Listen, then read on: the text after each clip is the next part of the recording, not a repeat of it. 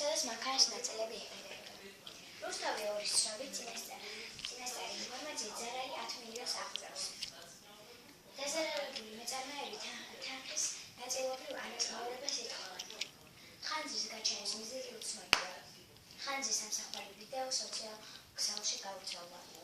8 ივნისი ტელევიზიის რეიტინგი. პოპულარული არხები. რაუნდი პირველი. იმედი 40%. რუსთავი 2 60%. რუსთავი 2 იმედს 20% უგებს. არც ისე ბევრი. რაუნდი 2. მაესტრო 90%. პირველი არხი 10%. მაესტრო პირველ არხს 80%. რა თქმა უნდა, ბენზინი ფინალი. მაესტრო 30%, რუსთავი 2 70%.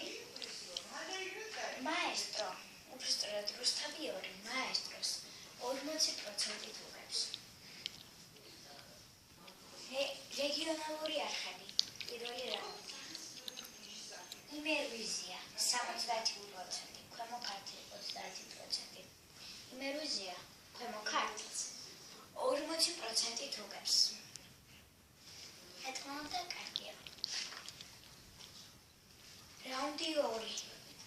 ტევ 25 ბათუმი 40%, ტევ 4 ბათუმი 60%.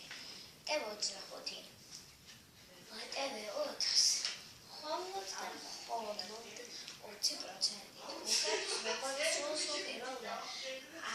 პირველ რაუნდში იყო.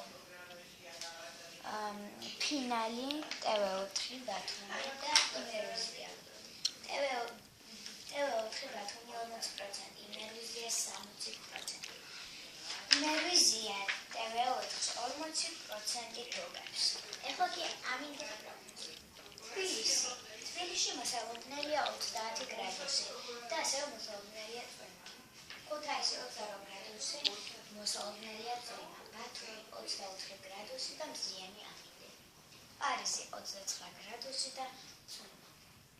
ეს იყო გადაცემა ბანანის ლენტი.